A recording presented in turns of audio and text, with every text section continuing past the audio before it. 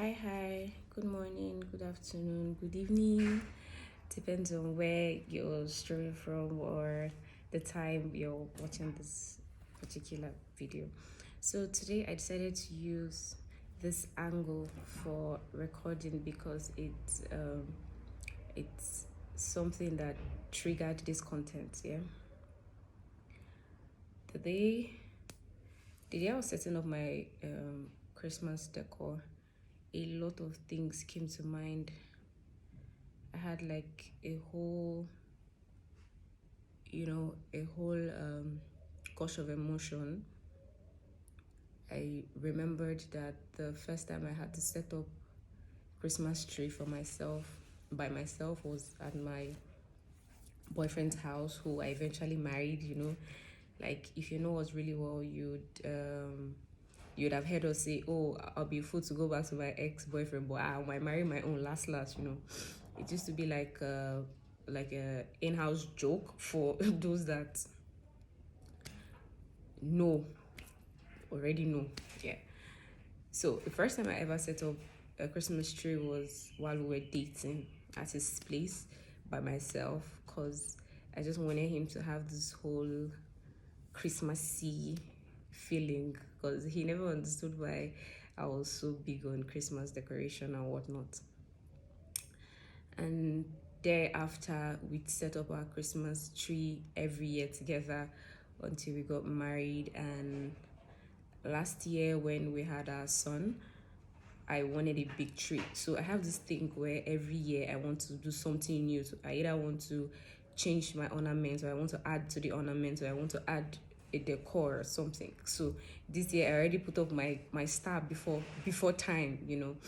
That was just cause for me, I don't know, it's almost like I'm just going with the flow for the year. I'm not necessarily into the whole Christmas energy. Like I was saying, I'm not so much into the Christmas energy this year because of everything. Yeah, but setting up my tree. I wanted to set up my Christmas tree this year because the addition from last year was that I wanted a bigger Christmas tree. I remember saying, "Oh, babe, I want a bigger Christmas tree. I want another Christmas tree." And he says, "But you already have a Christmas tree." I say, "Hey, but we've been using that one now, like 2, 3 years now. I want another one. I want a bigger one. I want like a 6 foot tree." And then he made a joke. He's like, "6 foot tree? How do you want to be hanging all those things on top?" He never knows the name. Every year I tell him, "Babe, it's ornament," but every other year he'll still tell me, those things, those balls, this Christmas decoration.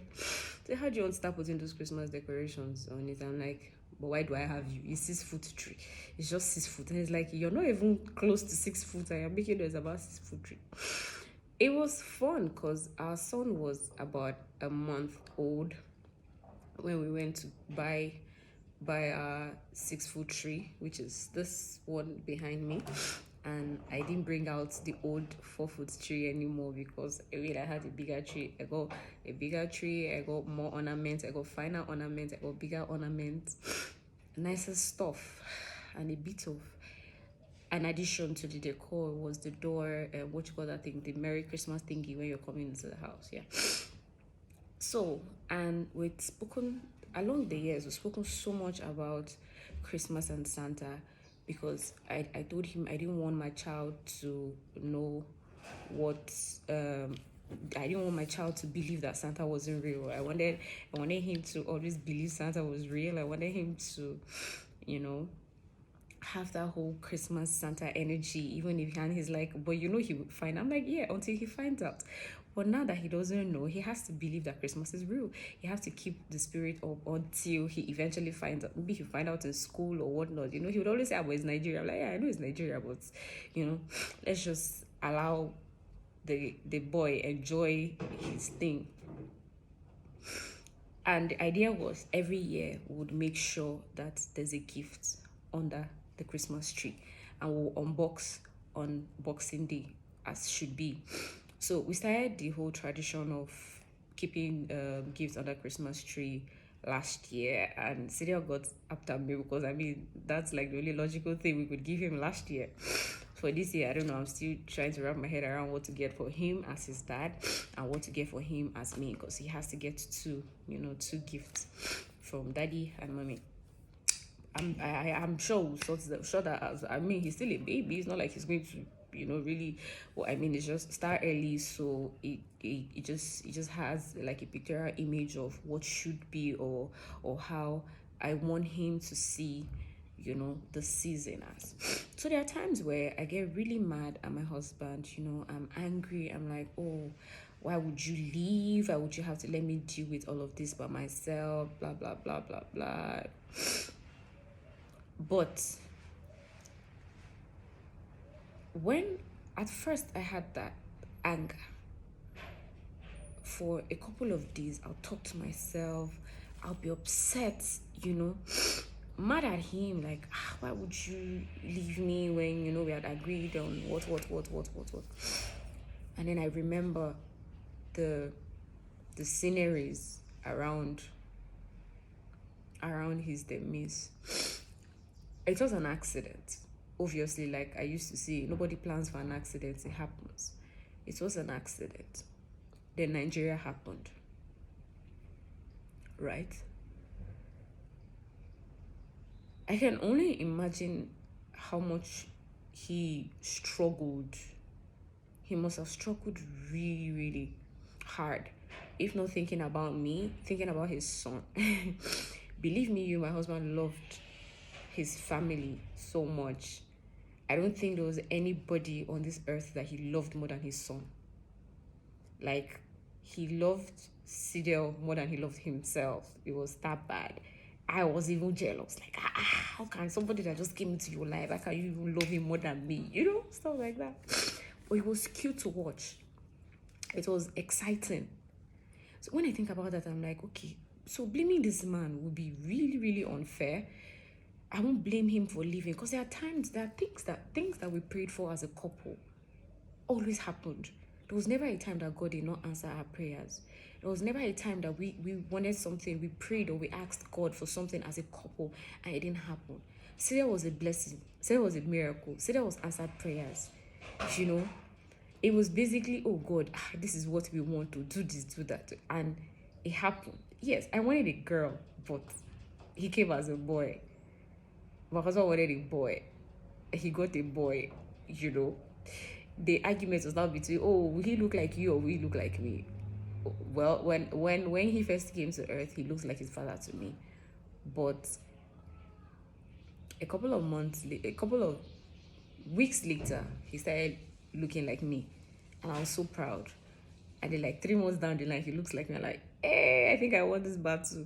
4, 5, 6 months, and he starts to switch up again. And at 7 months, he's looking completely like his father. And at this point, even me, I don't know what the boy looks like. I don't know if he looks like me, I mean, he looks like his father, but peace out to everybody. Anybody that you think that he looks like is fine. It's not this thing. So yeah, before I deviate from the story, the main essence of this is, I really think that we don't appreciate our partners. We don't appreciate our partners. We don't appreciate the things that they do for us. We don't appreciate those things that we see as minor. Until my husband died, I never figured how to pump water. Something as minute as pumping water. I have to deal with pumping water by myself. Every single time I do that, I realize I'm doing a man's job. Until my husband died, I never had to go queue for fuel. What am I queuing for fuel for? Until my husband died, I never had reasons to go to the mechanic. Until my husband died, I never had reasons to go put on the gen at night. In fact, it was so funny that even if there was no light, I would look for alternative and wait for him to come back so that he would go and put on the gen. I was practically living the baby girl life. And he was more than happy. He was more than happy to do all of that for me. I know I would say I love you every now and then, but sometimes I feel like I didn't show him enough love. I feel like I didn't dig deep into my spirituality. you know. Yeah, there are blames here and there for me, times where I blame myself, and but it is what it is.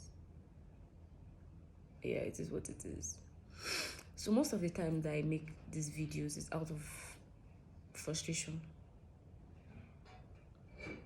Talking to myself is insane. It's insane. I talk to myself a whole lot. I talk to myself at least 20 hours in a day. Unknowingly though. Maybe next episode we'll get into how I knew that I was talking to myself. But for then, till then rather, Merry Christmas.